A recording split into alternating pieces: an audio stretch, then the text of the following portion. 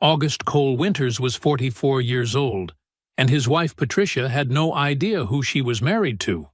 Not really. She knew the truck he drove. 7 years old. Nothing special. She knew the freight yard he ran.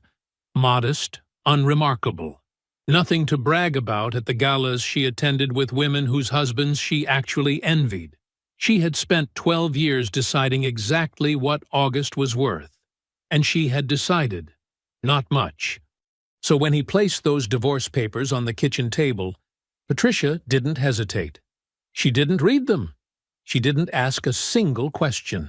She laughed, a short, bright, unbothered sound, picked up her pen, flipped straight to the signature page, and signed her name in one fluid motion. Then she slid the papers back across the table and told him to take care of himself. What Patricia didn't know, what she never once thought to look for in 12 years of marriage, was that she had just signed away her claim to the richest black man in the country, and he was going to make sure she understood exactly what she had done. Before we jump into the story, comment where in the world you are watching from and subscribe, because tomorrow's story is one you need to hear. The city was still dark when August Cole Winters pulled out of his driveway. 5:28 a.m., the sky was the color of a bruise that hadn't fully set, dark purple fading into gray at the edges. His F-150 was 7 years old, dark blue, with a small crack in the dashboard that he'd never bothered to fix. He liked it. The truck was honest in a way that most things weren't. He drove through Charlotte the way he did everything, unhurried, observant, taking in the empty streets and the lit windows of early-morning workers without any particular expression on his face, past the storage units on Wilkinson, past the tire shop with the handwritten sign, past the bus stop where an older woman in scrubs waited alone, her hands folded over her bag like she was praying or just tired. August noticed her. He noticed most things. The diner was on Freedom Drive, wedged between a laundromat and a cell phone repair shop. 11 years he'd been stopping here. The sign in the window still had a crack in the plastic from a hailstorm that came through back in 2019. Nobody had gotten around to fixing it yet. The coffee was strong and the booths were vinyl, and the place smelled like bacon grease and dish soap, and that was all it needed to be. He sat in the third booth from the door. Same as always. "Eggs over easy, wheat toast, black coffee," said his waitress, Maya, before he could open his mouth. "You know me too well," he said. "Honey, you've been sitting in that same spot since Obama's first term." She smiled and was gone. He drank his coffee slowly. He read nothing, scrolled nothing. He just sat with the morning the way a man sits with something he has earned, quietly, without needing to explain it to anyone. August's mother used to clean rooms at the Peabody Hotel in Memphis. She'd come home smelling like cleaning solution and someone else's lavender soap. His father drove long haul, gone for stretches, back for weekends, a man who existed in the house mostly as a duffel bag by the door, and a particular laugh that boomed through the kitchen when he was in good spirits. They were not poor in a broken way. They were poor in the way that good working people are poor, carefully, without much room for error. August understood early that wealth was not invisible. He saw it every day. He saw it in the hotel lobbies his mother walked through to reach the service entrance. He saw it in the neighborhoods where the roads were smoother, the trees were bigger, and nobody's car made the sounds his father's car made. Wealth was everywhere. It just existed in other people's lives, built by other people's decisions, passed to other people's children. He made himself a promise at 11 years old, sitting on the front steps of a rented house on Mill Branch Road, watching a man in a suit get into a car that shone like a mirror. "When I build something, nobody will know how big it is until I decide they should know."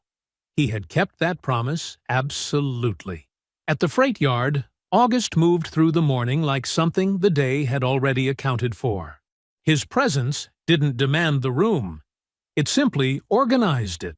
A scheduling dispute between two drivers resolved itself when they saw him walking their direction. A vendor call that had been sitting unanswered for 2 days got returned before he finished his second cup of coffee. His operations manager, Dale, a thick-armed man from Gastonia who had worked for August for 6 years, handed him a clipboard without being asked and walked beside him for 12 minutes, giving him a clean summary of the week's numbers. August listened. He asked 3 questions, precise ones. Then he handed the clipboard back and said, "Good work, Dale," and meant it. Around 10:15, he stepped away from the dock floor and walked to the far end of the lot, near the chain-link fence where the grass grew in patchy and wild. He made a call. His whole body changed when the phone reached his ear. Not dramatically. You'd have to be watching carefully to notice. His shoulders settled differently. His chin came up half an inch. His voice dropped an entire register. "Tell the Singapore team the Winterfield position doesn't move," he said. "Hold it through end of quarter. No, I don't want to revisit it. I want it held. Tell them I said so." A pause. He looked out at the fence line, eyes distant. "Yeah, call me Thursday." He hung up, stood there for one quiet moment. Then he walked back to the dock floor, picked up a clipboard, and asked Dale about the Tuesday delivery window. That evening, Patricia was on the phone in the living room when August came through the front door. She didn't look up. He set his keys on the hook by the door. The hook he'd installed himself, a Sunday afternoon project she'd described as unnecessary, and went to the kitchen to pour a glass of water. From where he stood, he could hear her clearly. "He runs a freight company," she was saying. Her voice was light, social. The voice she used when she wanted a room to like her. "Does fine. It's not exactly empire building, but it pays the bills." A small laugh. Airy. Like the whole subject was mildly amusing and not worth much more than that. Anyway, she drifted into the other room, voice fading. August stood at the kitchen counter. He took a slow sip of water. His face told nothing. He set the glass down and looked out the window at the darkening backyard, the oak tree, the fence, the neighbor's light coming on. He said nothing. That night, Patricia turned away from him the moment the lamp went off. No words, no movement toward him, just the clean, practiced architecture of a woman who had made a decision about her life and was simply waiting for it to catch up with her intentions. August lay still, eyes open. The ceiling above him was dark and featureless. He was not angry. He was watching. There was a difference, and he had always known it. He was in the kitchen the next morning, coffee in hand, when Patricia's phone lit up on the counter. He wasn't looking at it, not deliberately, but the screen was there, and the name was there, and he saw it the way you see something you weren't searching for. All at once, cleanly, without any possibility of unseen. Darius. He looked at the screen. He did not move. He did not pick it up. The phone went dark. He set his coffee mug down on the counter, slowly, with the precise, deliberate care of a man who has decided that whatever he does next, he will do it right. He looked at the dark screen for a long moment. It was the 3rd time this week. The following Tuesday, August left the freight yard at 2:30. No announcement, no reason given. He told Dale he had an errand, grabbed his jacket off the hook in his office, and walked to his truck with the same unhurried step he brought to everything. Dale didn't ask questions. He never did. August drove home the way he always drove. Easy, steady, 2 hands on the wheel. The radio was off. The afternoon sun was flat and white through the windshield, the kind of November light that didn't warm anything, just lit it up. He turned onto his street. He saw the car before he fully registered what he was seeing. Darius's black Audi, parked 2 houses down from his own, not in a driveway, not at the curb in front of anything in particular, just nosed in at a soft angle, the way a car gets parked by someone whose mind is somewhere other than parking. August's foot came off the gas. The truck slowed. He stopped in the middle of the street. He sat there and looked at the car, at the empty driver's seat, at the angle of it, that careless, distracted angle. The street was quiet. A dog barked somewhere. A leaf skittered across the asphalt in front of his bumper. August put the truck in reverse, backed up to the corner, turned, and drove away. The gas station was 2 blocks over on Statesville Avenue, a BP with a broken pump on the far end that had been broken for as long as August could remember. He pulled into the lot and backed into a space where he could see the road. He turned the engine off. He did not get out. He bought nothing, called nobody, looked at nothing on his phone. He just sat with his hands loose in his lap and watched the street. A woman pushed a stroller past. A delivery truck rumbled through. The broken pump stood there like it had given up on itself years ago, and made peace with it. 43 minutes later, the black Audi rolled past on the main road heading east. August watched it go. Then he started the truck and drove home. Patricia was in the kitchen. She had her back to the door when he came in, standing at the counter with a glass of white wine and her phone, and when she turned around at the sound of his key, something crossed her face. Fast, practiced, gone in under a second, and she smiled. "Didn't expect you home early." Her hair was freshly arranged, not done up, nothing elaborate, but settled. The way hair looks after a woman has checked it in a mirror not long ago. "Forgot something," August said. He went upstairs. In the bedroom, he moved slowly. He was not searching in any frantic way. No throwing open drawers. No desperate inventory. He just moved through the room the way a man moves through a space he has lived in for years, taking in what was there and what wasn't, and what sat at slightly wrong angles to where it usually sat. He registered what he registered. He assigned no words to it. He came back downstairs with a phone charger in his hand. He held it up briefly as he passed through the kitchen. "Found it," he said. Patricia nodded and turned back to her phone. He made dinner. He set the table. They ate across from each other, and Patricia talked about a fundraising committee she was joining, and a friend's husband who had gotten a new position. And August listened and asked a question here and there and ate his food, and was, to all outward appearances, exactly who he had always been. Completely unreadable. That night he lay still until Patricia's breathing went long and even, and her body settled into the deep, boneless weight of sleep. Then he got up, put on his shoes, and went out to the truck. He didn't start the engine. He just sat in the dark driveway with the door closed, and the windows up and the neighborhood quiet around him. He opened the security app on his phone. The cameras had gone in 2 years ago, after a break-in 3 houses down. That was what he had told Patricia. It was even true. He pulled up the footage archive. He went back 90 days, the full length of the storage window, and he started to look. Tuesday, Darius's car. Thursday, Darius's car. He kept going back. Tuesday, Thursday, Tuesday, Thursday. The timestamps were consistent to within 20 minutes every single time. Arrival in the early afternoon. Departure before 5. For the full 90 days, every week, without a single exception. August sat with that for a long time. This was not something that happened, and then happened again. This was not an accident that became a pattern. This was a schedule, built with the calm confidence of people who believed, completely and without question, that no one was paying attention. He sat in the dark truck until the sky outside began to go gray. Then he called Ruth Ann. She picked up on the second ring. "I need you," he said. Her voice was steady and immediate. The voice of a woman who had been ready for this call for longer than she would ever say. "I'll put the coffee on." August pulled into Ruth Ann's driveway just as the sky was turning from black to the flat, bruised gray that comes before sunrise. The porch light was already on. She had heard his truck.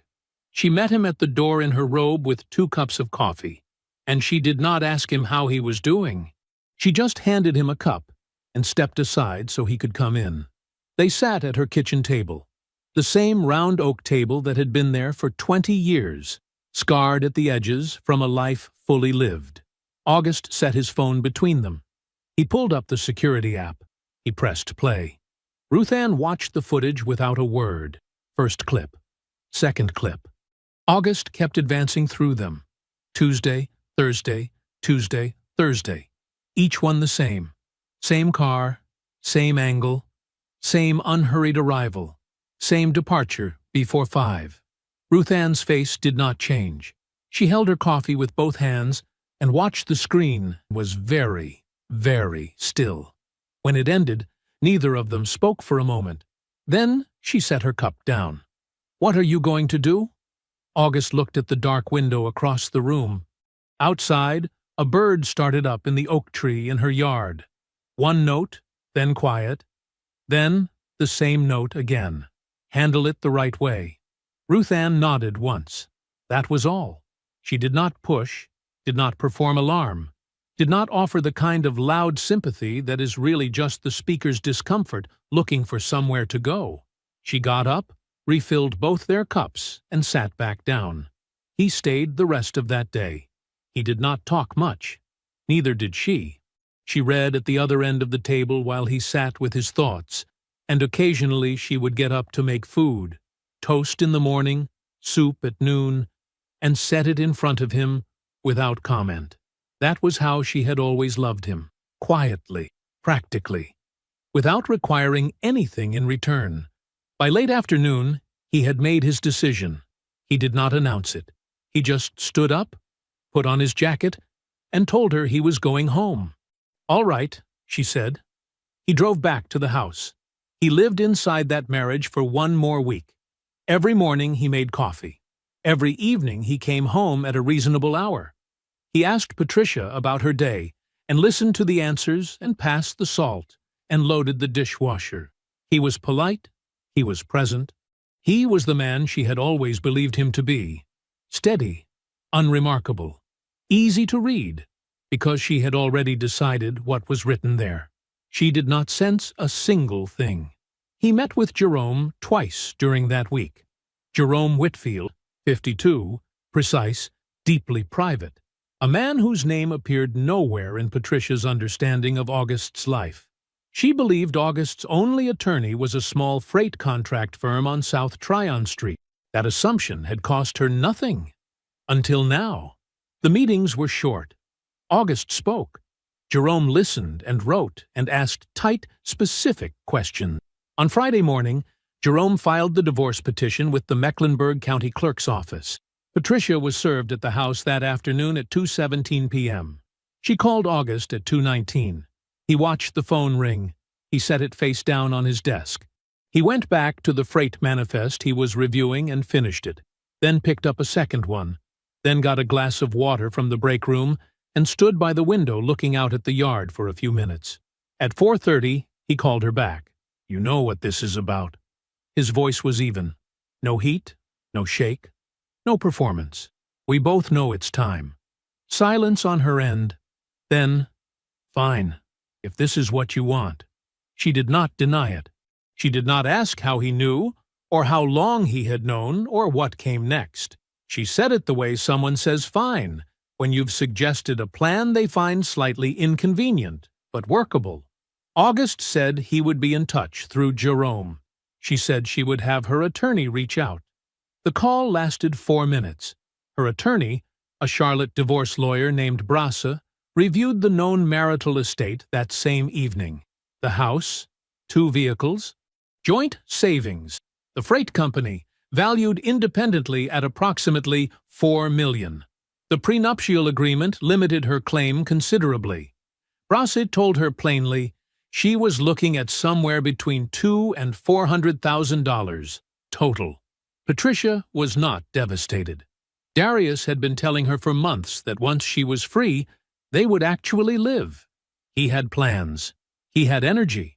He represented everything she had decided August was incapable of being. 200,000 was fine. 300 was fine. She was not leaving for the money anyway. She was leaving for the life. August came to the house Saturday morning with a single cardboard box. She was already at the kitchen table when he came downstairs with it, dressed well, a cream blouse, her good earrings, hair exactly right, coffee in front of her. Her posture was relaxed, her expression composed in the way it gets when she wants to make clear, without saying it, that she is doing perfectly fine. Better than fine. She looked like a woman sitting in an airport lounge, waiting for a flight she had been looking forward to for a long time. August set the box by the door. He reached into the inside pocket of his jacket and removed the papers. He walked to the table and set them down in front of her, squarely, without ceremony. He stood across from her and waited. She looked at the papers. She looked up at him. And then she laughed. Short, bright, a little breathy, the laugh of someone who finds a situation slightly more dramatic than it needs to be. Like he had gift-wrapped a goodbye. She picked up her pen. She flipped to the signature page without reading a single word of what came before it. She signed her name in one clean, fluid motion and slid the papers back across the table with 2 fingers. She picked up her coffee. August! Her voice was gentle in the way people are gentle when they are letting go of something they've already mentally donated. We both know this hasn't been real in a long time. Take care of yourself? He looked at her for a moment. He picked up the papers. He picked up his box. You too, Patricia. He walked out. The door closed behind him. He did not look back. In the truck, he set the box on the passenger seat and held the papers in both hands for just a second. Then he put them in the box, pulled out his phone, and called Ruth Ann. She answered before the first ring finished. Did she sign? Signed, laughing. His voice was flat and quiet. Didn't read a word. 3 full seconds of silence. Then Ruth Ann, low and careful, like she was handling something fragile. Augustus, she has no idea. None. He started the truck and pulled away from the curb. The conference room on the 14th floor of Jerome's building smelled like old paper and cold air. The blinds were half open, cutting the morning light into clean strips across the table. A city block of Charlotte sat visible through the window. Cranes, glass, traffic moving in slow lines below. August arrived first. He sat with his coffee and looked out the window until Ruth Ann came in at 9:05. Then Jerome 2 minutes after that, carrying a thick manila folder and a bound document the size of a small textbook. Jerome set everything on the table, adjusted his chair, and sat down without preamble. Let's begin. The folder opened to a cover page. Clean letterhead. 4 words across the top. Winterfield Group. Portfolio Summary. August looked at it with the expression of a man reviewing a blueprint he drew himself. Careful, familiar, not proud exactly, but settled. He had lived with these numbers for 15 years. He knew every line of what was about to be presented. That was not why he was here. He was here because it needed to be in the same room as the divorce. Jerome started from the beginning. Winterfield Group was a privately held holding company, incorporated in Delaware 15 years ago. The structure was intentional and specific, a tiered LLC architecture built to create complete legal separation between August Cole Winters as a person and August Cole Winters as an asset holder. His name did not appear in any standard public records search connected to Winterfield. The managing member of record was a trust. August was the sole beneficiary of that trust. A person could look directly at him and see a freight yard owner from Charlotte. They would be right. They would also have the full picture of a single room in a 12-room house. Jerome turned to the next page, the first holding, a majority stake in Solarin Southeast, a renewable energy company operating across 9 states, Alabama, Georgia, the Carolinas, Tennessee, Virginia, and 3 others running up the Atlantic seaboard. 14 months ago, Solarin completed a private capital raise that attracted 3 institutional investors and a sovereign wealth fund. The raise tripled the company's market valuation in a single transaction. That one holding now accounted for the bulk of Winterfield's total worth. Jerome turned the page again. Full ownership of 3 logistics and freight subsidiaries, 1 in Memphis, 1 in Dallas, 1 in Charlotte. The freight yard on Wilkinson Boulevard that August had been driving to at 5:30 in the morning for 11 years. The Charlotte operation was the smallest of the 3 and the least profitable. Another page. A national commercial real estate portfolio, 12 cities, office buildings, warehouse conversions, a mixed-use residential development in South Atlanta currently in the final phase of construction. $60 million, 400 permanent jobs projected. Breaking ground in 4 months. Jerome closed the main portfolio and slid the bound document across the table. Ruth Ann already knew these numbers. She had helped build the structure and had sat on the Winterfield board since its formation. She watched August's face as Jerome spoke rather than looking at the documents. She had been watching his face for 40 years. She knew what it looked like when he was carrying something. Jerome set the summary page on top. Current estimated net worth of Winterfield Group and all associated holdings, as of the most recent independent valuation, $4.8 billion. The room was quiet. August had been the richest black man in the country for approximately 2 years.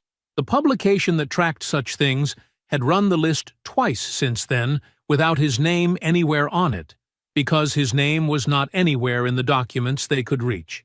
He had seen both lists. He had not called anyone about it. Jerome moved without pause to the legal foundation.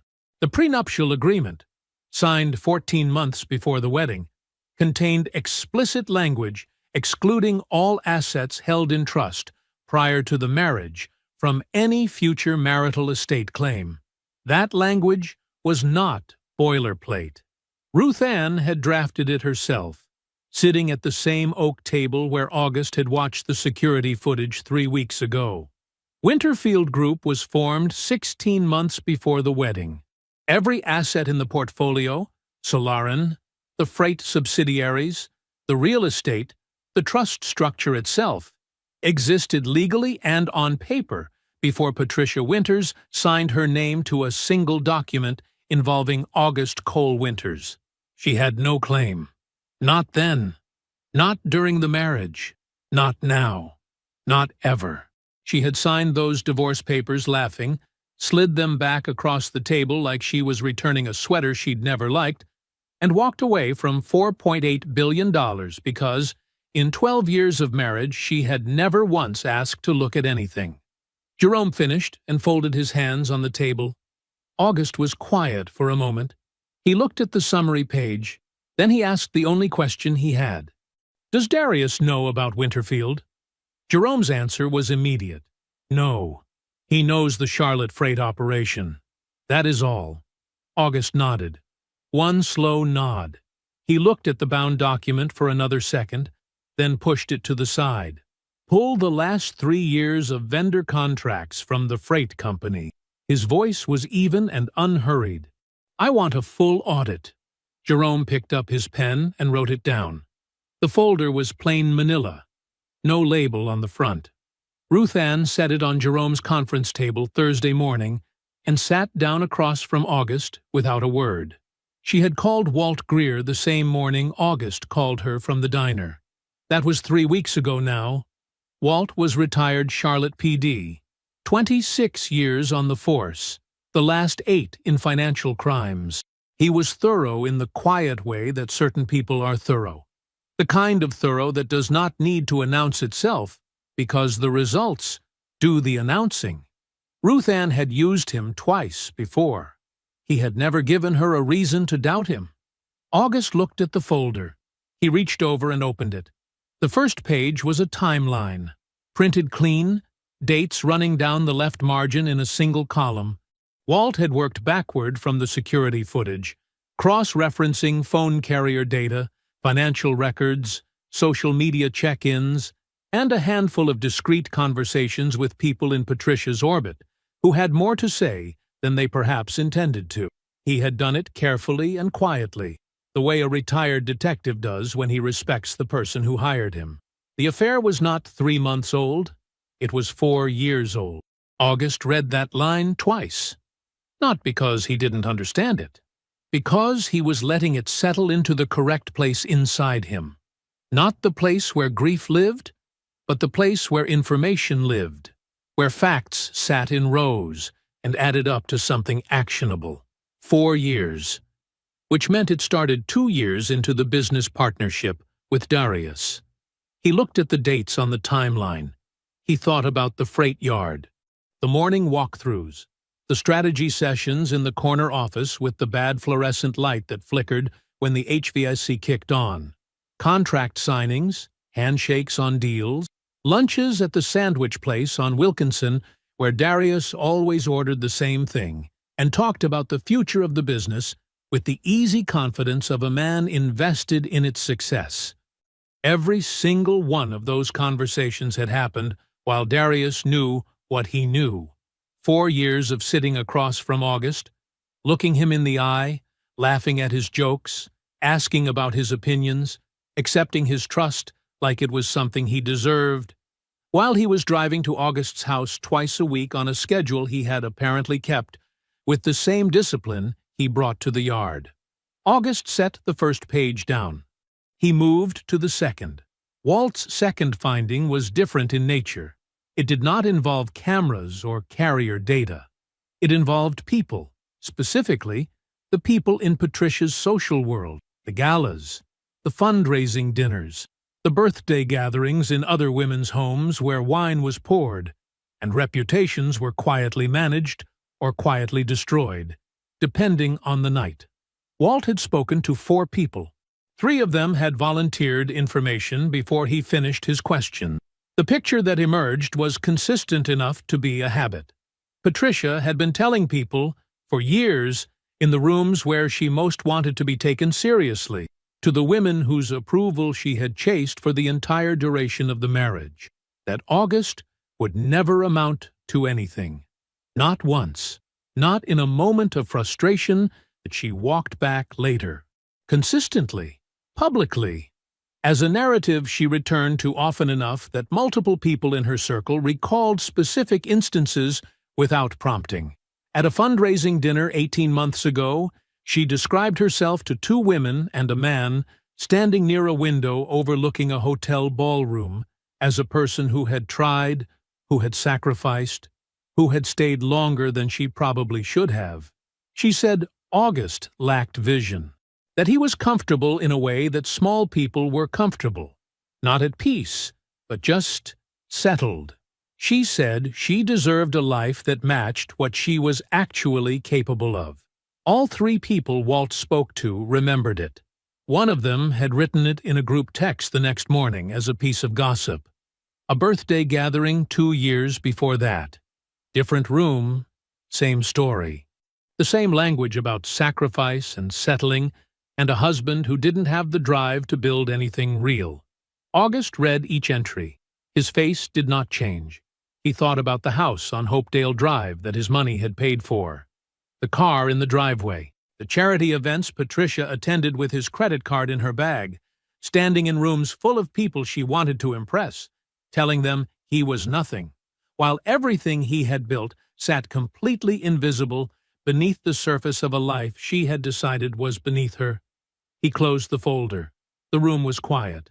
Outside, 14 floors below, Charlotte moved in its ordinary Thursday morning way.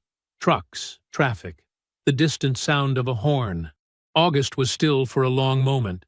Then he said, "She was telling them who she was married to." He looked at the cover of the folder. She was wrong about that too. He looked up at Ruth Ann. "I want the freight company audit on my desk by end of week." Jerome arrived at Ruth Ann's house at noon on Friday, carrying a bound document about an inch thick.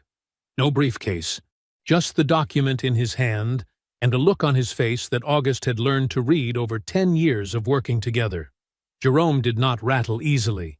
He was a man who had reviewed ugly financial situations his entire career. Divorces, fraud cases, estate disputes where families dismantled themselves over money, and he had developed the kind of professional stillness that comes from years of being the person in the room who cannot afford to react first. But his jaw was tight. That told August something before a single page was turned. Jerome sat down at Ruth Ann's kitchen table, set the document in front of August, and opened it to a page marked with a red tab. He did not say anything yet. He just let August look. The heading on the flagged page read, Vendor Contract Irregularities, Summary of Findings. Beneath it, 3 years of the Charlotte Freight Company's vendor records had been laid out in clean columns. Contract dates, vendor names, invoice amounts, payment receipts. The auditors Jerome had commissioned were a small firm out of Raleigh, specialists in forensic accounting, hired under a confidentiality agreement that named only the Winterfield Trust as the engaging party. They had taken 11 days. August read the summary slowly. Darius had been running a shell company on the side. A vendor called Triton Freight Solutions, LLC, registered in South Carolina. No website, no physical address, no employees of record. Just a name on paper and a bank account. Over 37 months, Triton had been contracted for freight brokerage services through the Charlotte yard. The invoices were modest, never large enough to stand out on their own, always kept inside the range of what a mid-size freight yard routinely paid for brokerage work. $4,000 here, $7,000 there, $11,000 on a busy quarter. Each one looked ordinary from a distance. Up close, the auditors found something else. The services Triton billed for were never performed. The brokerage transactions existed on paper only. The money that went out to Triton went straight into an account that fed, through 2 intermediate transfers, into a personal account belonging to Darius Okafor. 3 years, 37 months of careful, patient skimming. Total amount, $884,000. August turned to the next flagged page. The auditors had laid out the pattern in a table. Amounts per quarter, vendor name rotations, the specific cadence Darius had used to keep each individual transaction from triggering an internal review. He had been methodical about it. Disciplined. He staggered the amounts so no single quarter looked unusual. He rotated the listed vendor contact names so the same name never appeared too many times in sequence. He spaced the invoices at irregular intervals, which was actually the detail that first caught the auditor's attention.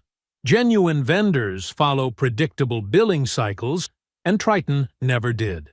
That irregularity, in the end, was the thread that unraveled all of it. August thought about that for a moment. The one thing he didn't control well enough was his own patience. A man who bills you at random intervals is a man trying to look random. And trying to look random is its own kind of pattern. He turned 3 more pages. The supporting documentation ran deep. Bank transfer records, state registration filings for Triton, a side-by-side comparison of billed services against actual freight movement data from the yard's dispatch logs. The auditors had done what Jerome had hired them to do. They had left nothing unanchored. Ruth Ann sat at the far end of the table. She had not spoken since Jerome arrived. She was reading her own copy of the summary page, and her expression was the expression of a woman who had expected bad news and was still finding it worse than expected. August finished the flagged section. He went back and read 2 pages a second time. Then he closed the document and set his hands flat on the cover. The kitchen was quiet. Outside the window, a bird moved through the oak tree in Ruth Ann's side yard, landed on a branch, and was still. $884,000, stolen from a company Darius had spent 8 years standing inside of, shaking hands, running meetings, clocking in, going through every motion of a man who was loyal to what he helped build. All while quietly rooting money out the back, certain the man who owned it wasn't watching closely enough to notice. He was wrong about that. He had been wrong about August in every direction that mattered, and he still didn't know it. August looked up at Jerome. 3 things. His voice was even. Draft his removal as managing director. Don't file it. Don't send it. Have it ready and hold it until I say. Schedule an emergency board session for next Thursday morning. He paused. And start putting together the fraud referral for the state attorney's office. Jerome was already writing. August put one hand on top of the closed document. Don't move anything yet. He looked at Jerome. I need one more piece first. Jerome nodded. His pen kept moving. Monday came in quiet and gray. A thin cover of clouds sat over Charlotte like a lid, and the air smelled like rain that hadn't decided to fall yet. August sat in his truck in the parking lot of the freight yard for 10 minutes before he made the call. Not because he was nervous, because he wanted to be still first. He wanted to make sure that when Darius picked up the phone, he heard exactly what he was supposed to hear. He dialed. Darius answered on the second ring. Hey, brother, how you holding up? The warmth in his voice was immediate and practiced. The warmth of a man who had spent years performing friendship and had gotten very good at it. I'm all right, August said. His voice was easy, unhurried, a little flat around the edges, the way it got when he was tired. It was the same voice Darius had been hearing for 8 years. I've been thinking about some things. Wanted to see if you had time for lunch this week. Talk through some options. Options for what? Just things. The divorce? The business? A beat. I don't know. Just thinking out loud. Probably need a sounding board. Yeah, man. Of course. Darius did not hesitate for a single second. How about Hendrix? Tuesday? Noon? Hendrix Grill on South Tryon. Dark wood paneling, white tablecloths, a lunch crowd made up of commercial real estate brokers and mid-level bank executives who liked to feel like they were having important meetings. August and Darius had eaten there a dozen times over the years. That works, August said. I'll see you there. He hung up, sat there another minute. Then he texted Jerome a single word. Tuesday. Jerome had already handled the recording consent. Under North Carolina law, only one party to a conversation needed to consent to its recording, and August was one party. Jerome had prepared a one-page memo confirming the legal basis, signed and dated, filed with August's Winterfield records. If the recording ever needed to be produced in court, it would hold up without a question. Jerome had also recommended a small, reliable voice recorder, not a phone app, which could fail or be questioned.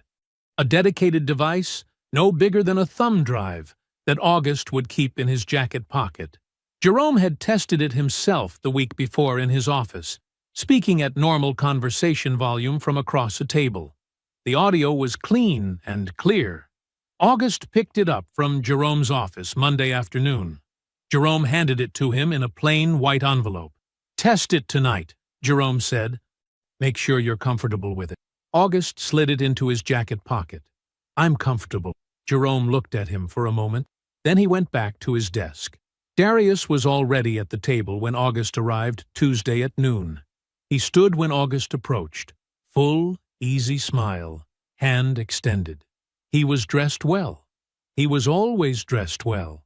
He wore the kind of watch that announced something, and his handshake was the handshake of a man who had spent years practicing confidence. Man, he gripped August's shoulder. It's good to see you. Seriously.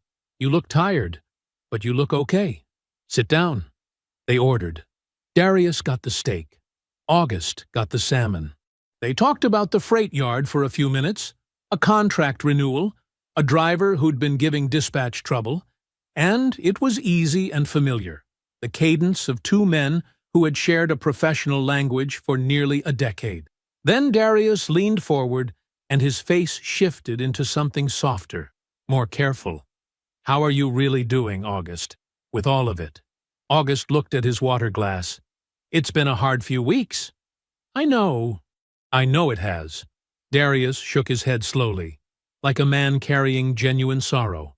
Patricia she's a complicated woman.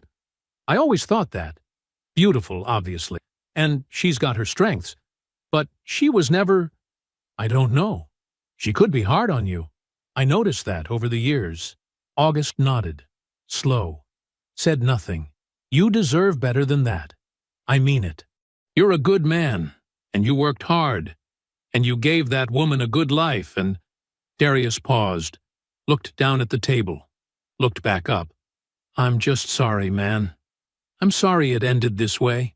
He said it with a straight face, both hands wrapped around his water glass, eyes carrying something that wanted to look like grief. August nodded again. "I appreciate that." He let a silence sit for a moment. Then he leaned back in his chair and exhaled, the exhale of a man who had been carrying something heavy and was too tired to hold it at the same angle. "I've been thinking about selling the freight company." Darius went still. "Just for a second.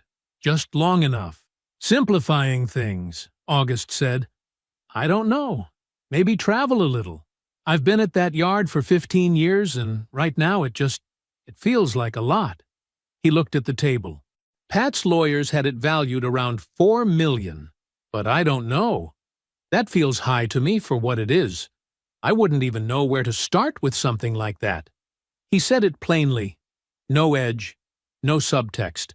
The voice of a man who was a little lost, and a little tired and leaning on a friend for direction. Darius studied him for a moment, and then, because he could not help himself, because he had never once considered that August might be anything other than exactly what he appeared to be, he leaned forward. "Listen, I'm going to be honest with you, because that's what partners do." His voice was measured now, serious in the careful way of a man presenting a number. $4 million is high. You know I'd tell you the truth. Given the current freight market, the overhead at that yard, the contract structure, a realistic private sale, no brokers, no listings, just two people settling things cleanly. He paused. 3.5, and that's fair. I'd give you that myself. Today, if you wanted. He sat back, folded his hands, let the offer land. No middleman, he added. No drama. Just partners taking care of each other. August looked at him. He took a slow sip of water. He nodded once, like he was turning it over. "Let me think on it," he said. "Of course, no rush." Darius smiled, easy, warm, the smile of a man doing a favor. "That's what I'm here for." August picked up the check when it came. Darius reached for it out of reflex, and August waved him off. Unhurried, ordinary. They walked out together, shook hands in the parking lot. Darius's grip was firm and confident, the grip of a man who believed the best part of his afternoon was still coming. August watched him pull out of the lot. Then he got in his truck, drove 12 minutes to Ruth Ann's house, and sat down at her kitchen table. He took the recorder out of his pocket and placed it between them. He pressed play. The lunch filled the kitchen. Silverware, background conversation, Darius's voice moving through its performance with the ease of long practice. "I'm sorry, man. I'm sorry it ended this way." Then the offer, clean and specific. 3.5. And that's fair. I'd give you that myself. When the recording ended, the kitchen was quiet. Ruth Ann looked at the recorder, then at August. "He tried to buy your smallest company for less than it's worth." Her voice was dry and precise. "While sleeping with your wife for 4 years. And he still thinks I don't know what I'm doing." Ruth Ann was quiet for a moment. Then, "When do we move?" August looked at her. "Thursday." Jerome's conference room on a Thursday morning looked the same as it always did. Long table, high-backed chairs, a row of windows facing a street that was already busy with the quiet industry of a city getting itself going. 6 people sat around the table. August, Ruth Ann, Jerome, and 3 independent board members. Dr. Valerie Ossie, a Charlotte-based investment strategist who had served on the Winterfield board for 7 years. Marcus Drummond, a retired federal banking examiner whose name had never appeared in a newspaper and who preferred it that way. And Sandra Peel, a logistics attorney from Atlanta who had known Ruth Ann for 30 years and whose judgment August trusted completely. None of their names appeared anywhere in any document connected to Patricia Winters or Darius Okafor. August sat at the head of the table. In front of him, a bound copy of the audit, the fraud referral package Jerome had prepared, and a printed transcript of the recorded lunch, time-stamped and notarized. He placed each item on the table the way a man sets tools down before a job. Deliberately, without ceremony. He started talking at 8:53. His voice was steady throughout. No heat, no performance. He walked the board through the Winterfield Group structure first, not because they didn't know it, but because the record needed to be complete. The Delaware LLC, the tiered architecture, the trust, the portfolio, Solarin Southeast, the 3 freight subsidiaries, the real estate holdings, the $4.8 billion valuation. He said the number the way he said everything, cleanly, without emphasis, as though it were simply a fact that belonged in the room. Then he moved to the Charlotte Freight Company. He opened the audit. He took them through Darius's scheme methodically, the shell company, the vendor rotation, the staggered amounts, the 3-year timeline, the total. $894,000. He did not editorialize. He did not describe Darius as greedy or reckless or dishonest. He presented the figures, the sourced transactions, and the documented paper trail, and let those things speak with the authority that only documented evidence carries. Then he set the transcript on the table and let the board read the relevant passage. Darius's voice rendered in plain text, quiet and confident. 3.5. And that's fair. I'd give you that myself. Today, if you wanted. Dr. Osei read it twice. She set the transcript down and folded her hands. Marcus Drummond looked at August over his glasses. The recording is legally clean? North Carolina single-party consent, Jerome said from his end of the table, confirmed in writing before the recording was made. It is fully admissible. Drummond nodded once and went back to reading. Sandra Peel had not looked up from the audit. She turned 3 pages, stopped, turned back 1. Then she closed it and set it flat on the table with a quiet finality that said everything. August looked around the table. The motion before the board is to authorize Darius Okafor's immediate removal as managing director of the Charlotte Freight operation, the filing of a civil suit for breach of fiduciary duty and fraud, and the transmission of the state attorney referral. I'll move it, Dr. Osei said. Seconded, said Sandra Peel. The vote was unanimous. It took 11 seconds. Jerome's office transmitted the fraud referral to the state attorney at 11 o'clock exactly. The civil suit filed at 11:30. Jerome handed both confirmations to August in the hallway, outside the conference room, without a word. Just 2 sheets of paper, each bearing a timestamp, each representing a door that had now been closed and locked from the outside. At 12:15, a courier arrived at Hendrick's Grill on South Tryon. Dark wood paneling, white tablecloths, the lunch crowd moving through its usual rhythms. Darius Okafor was at a corner table, steak in front of him. The same table, the same room, 6 days, and an entire world away from the lunch he believed had gone so well. The courier located him by name, confirmed his identity, and placed a sealed envelope on the table beside his plate. Darius opened it. He read the first page. He read it again. He set it down slowly. His removal as managing director was effective immediately. His access to all company accounts, systems, and facilities had been suspended. Attached was a notice of civil proceedings and a case number from the state attorney's office. He sat there without moving for a long time. At 2 o'clock, Jerome filed August's formal financial disclosure in the divorce proceeding. It was a clean, precise document. No argument. No contest of the dissolution. No language directed at Patricia at all. It simply corrected the record.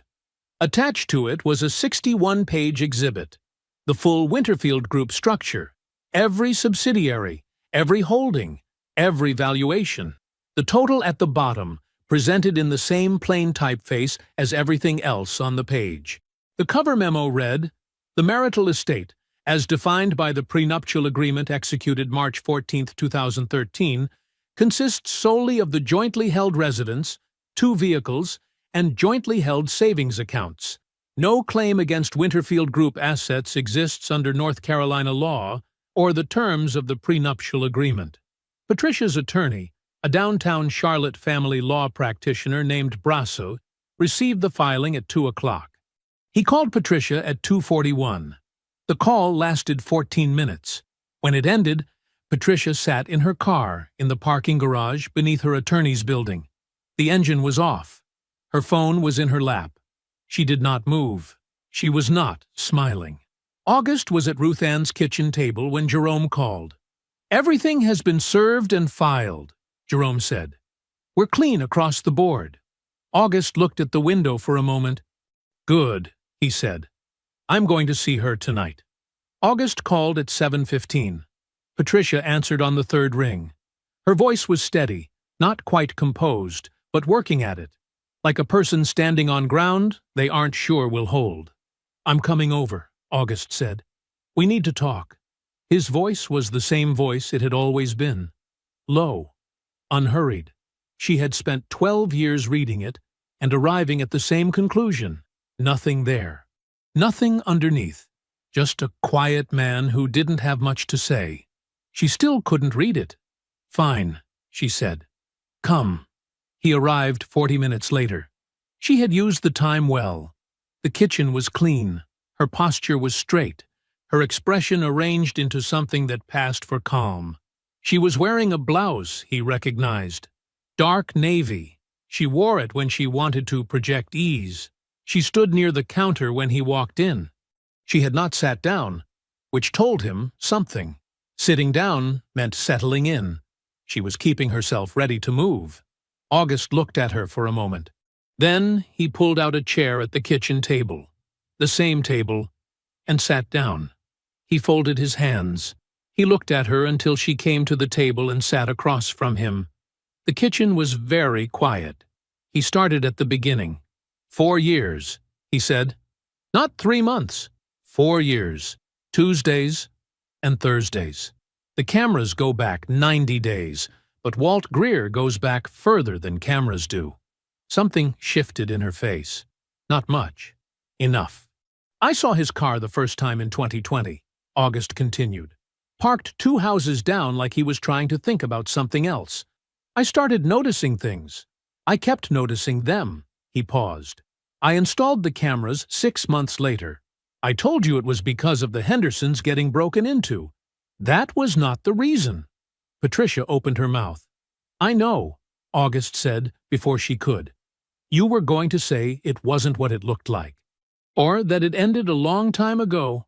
Or that it only happened a few times. He looked at her. It doesn't look like any of those things. She closed her mouth. He moved on. The fundraising dinner, he said. 18 months ago. The one at the Ritz for the Children's Hospital. You told 3 women within earshot that I would never amount to anything. That you had tried. That you had sacrificed. He said it the same way he said everything. Not sharp, not loud, just true. You said the same thing at Melissa Crawford's birthday. 2 years before that.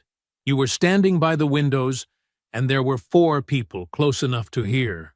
The color in Patricia's face changed.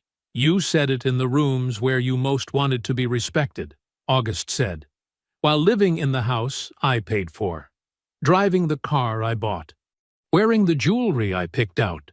You were telling those women who you were married to, and you were wrong.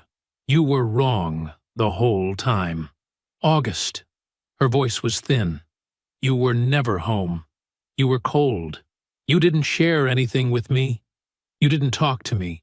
You were so locked up inside yourself that I felt invisible in my own marriage. I know, he said. She stopped.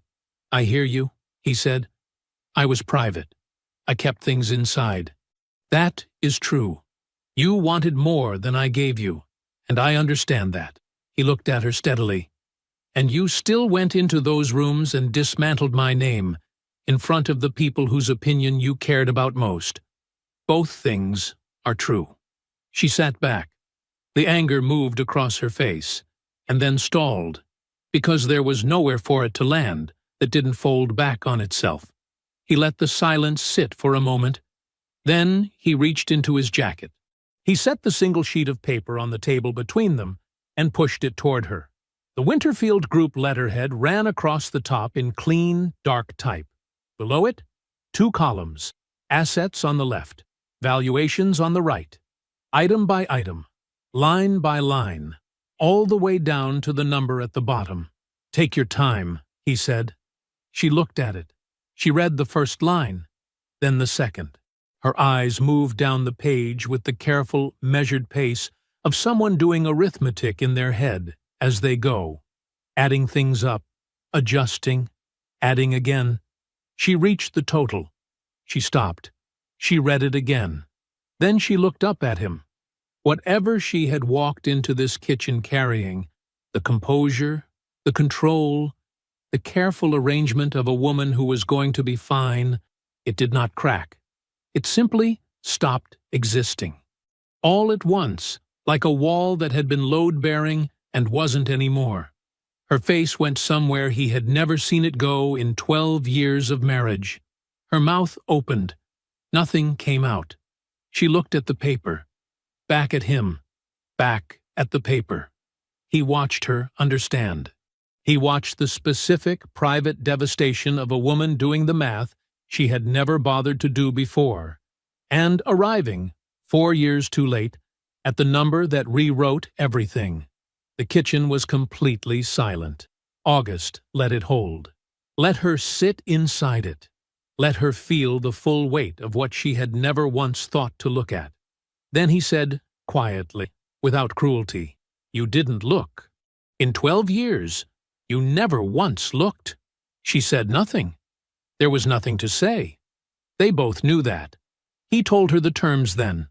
His voice did not change. The house would go on the market within 60 days. The joint accounts would be split per the prenuptial agreement. The marital estate would be settled fairly. Not a dollar more, not a dollar less. Winterfield Group was untouched. It had always been untouched. The prenuptial agreement she signed 15 years ago without a second thought, because he didn't have anything worth protecting, was the document that had defined everything. He told her that Darius had been removed from the freight company that morning and referred to the state attorney's office for criminal prosecution. Something moved in her eyes when he said Darius's name. She pressed her lips together. She did not ask about him.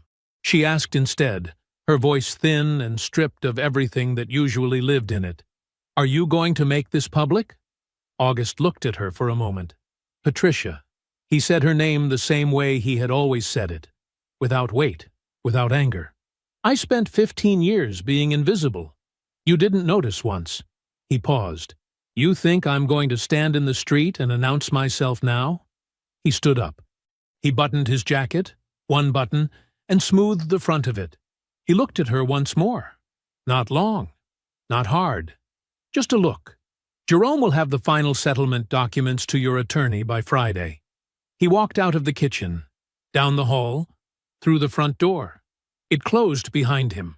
Patricia remained at the table. The portfolio summary was still in front of her. She did not move it. She did not move at all. She sat in the quiet of the house, his house, she understood now, in ways she had never understood before, and stared at the number that had rearranged the last 15 years of her life. 18 months later, August Cole Winters stood on the roof of a building that had not existed 2 years ago. $60 million of glass and steel rose up around him. Clean lines, wide windows, a structure built on purpose in a neighborhood that had been told for decades it wasn't worth the investment. Below, on the street, the ribbon-cutting was already underway. He could hear it. The crowd, the applause, the warm voice of the mayor moving through a microphone. 400 permanent jobs. A neighborhood that looked different than it had before. A block that would not go back to what it was. August stood at the roof's edge and looked out at the Atlanta skyline and said nothing. Ruth Ann was beside him in a yellow dress that caught the late morning light. She had her arms crossed loosely in front of her, not from cold. The October air was mild, but in the easy way of a woman who was entirely comfortable standing still. She looked younger than 71. She had always looked younger than she was. August had asked her about it once, and she told him it was because she slept well. And sleeping well came from never having done anything she was ashamed of. Jerome was on August's other side, holding 2 glasses of sparkling cider that nobody had asked him to hold. He was doing a very poor job of looking like a man who was not moved. His jaw was set a little too tight. His eyes were a little too bright.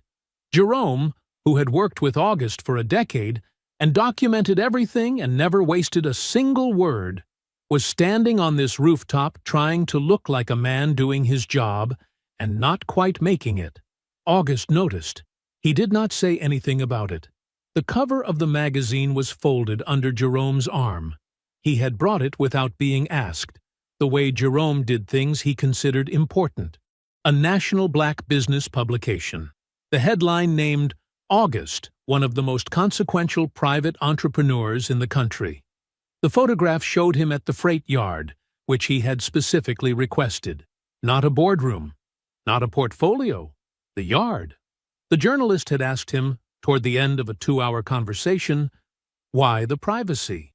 Why the invisibility for so long? Why build something that large and tell nobody? August had thought about it for a moment, not because he didn't know the answer, but because he wanted to say it right. I never needed anyone to know what I had, he had said. I just needed to have it. The building doesn't need to announce itself. It just needs to stand. The journalist had written it down without comment. It ran as the closing quote of the In the 18 months since that Thursday evening, since he walked out of a kitchen and closed a door on 12 years, the world had continued moving in the direction he set it. Darius had settled the civil suit 8 months in. The number was not what he wanted. The criminal prosecution was ongoing, and his attorney had told him privately that his best option had been settlement 3 months before Darius was willing to believe it. His professional standing in Charlotte was finished. The logistics community was small and had long memories, and public court filings did not disappear. The shell company, the vendor names, the 3 years of careful skimming, all of it in the record, all of it readable by anyone who looked. Darius, who had spent 4 years sitting across from August and seeing nothing of consequence, had spent the last 18 months learning that the absence of noise was not the same as the absence of attention. Patricia had received her final settlement, $314,000, per the prenuptial agreement she had signed without reading 15 years ago. She had returned to Atlanta. The Charlotte social circle she spent 12 years building, carefully, strategically, one relationship at a time, had dissolved with a speed that said everything about the foundation it was built on. The women she had told about August, in those rooms, at those dinners, were not available for the conversations she needed now. And Darius, facing frozen assets and a criminal calendar, turned out to be a different man than the one she believed she was walking toward. It turned out she was not the only one he had been performing for. August did not think about her often. When he did, it was without heat.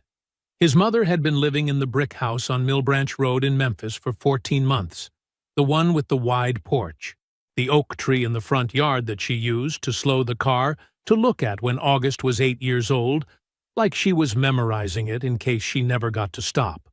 August had bought it 3 months before the divorce was final, and called her from his truck to tell her it was done. She had cried. He had sat in the quiet and let her. When she finally found words, she said she didn't know what to say. He told her she didn't have to say anything. His phone buzzed in his jacket pocket. He took it out. The number was not saved. He knew it anyway. The way you know certain things without wanting to? The way the mind holds on to what it has seen long enough. He read the message. He put the phone back in his pocket. He did not respond. He turned back to the skyline, to Ruth Ann, to Jerome still holding both glasses of cider with the careful dignity of a man committed to his task. To the city laid out below the building he had built the way he built everything, quietly, without permission, without announcement, without asking a single person what they thought he was capable of. Ruth Ann looked out at the view for a moment. Then she said, without turning her head, "Your daddy would have said it wasn't enough." August was quiet. Then the corner of his mouth moved, slow, unhurried.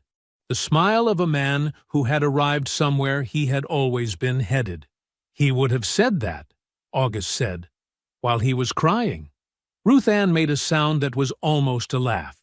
Jerome looked straight ahead and blinked twice. The crowd below them applauded again, warm and full, rising up through the building's steel and glass until it reached the roof. August stood in it. He let it come. He had learned a long time ago that silence was not weakness. In the hands of a patient man, it was the sharpest instrument in the world, and he had been sharpening it for 15 years. I hope you enjoyed that one. Be sure to like the video and subscribe so you don't miss the next story. I've picked out 2 more for you that I think you'll really like.